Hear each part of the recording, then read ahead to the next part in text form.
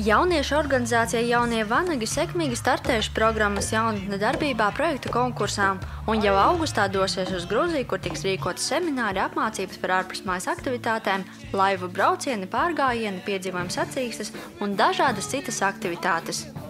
Pasākuma koordinēšanu uzņēmies arī ogrēnietis Agris Ziemelis. Ideja vairāk ir no viena puiša bijušā jaunā vanaga, kas ir Gruzijā.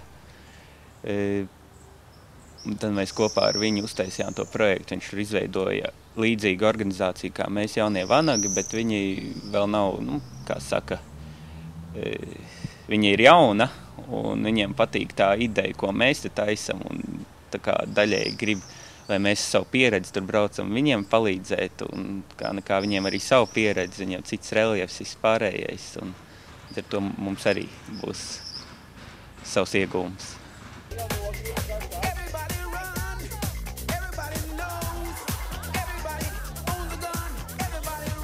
Kuri? Vecāji?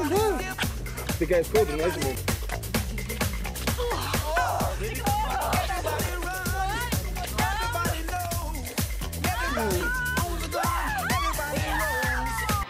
Jaunie vanagi līdzīgi rakstura pasākums ir veidojuši arī vietējiem jauniešiem. Jau vairākus gadus septembrī Līgatnē tiek organizēts un norit īpatnējas sporta, fizisko un garīgo pārbaudījumu sacensības dublis, kurās pulcēs 10 jauniešu no visas Latvijas.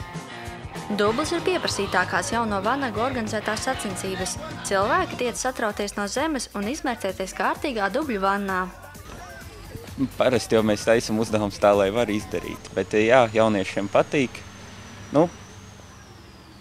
Un brauc cilvēki. Tagad gan krīzes laikā ir bijušas situācijas, ka mazāk tās komandas savācās, jo tomēr tur aiziet kaut kāds mūsu ieguldījums, par ko mēs gribam dabūt naudu atpakaļ, tieši organizācijas.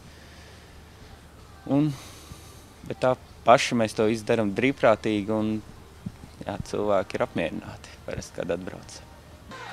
6 cilvēku komanda uz Krāšņo Eiropas valsti dosies 11. augustā. Būtībā projekta Explore Outdoor mērķis Gruzijā ir izveidot līdzīgas sacīkstes Latvijā notiekošiem dublim, norāda Agris. Zanda Treško, Māris Zemovskis, Ogres televīzija.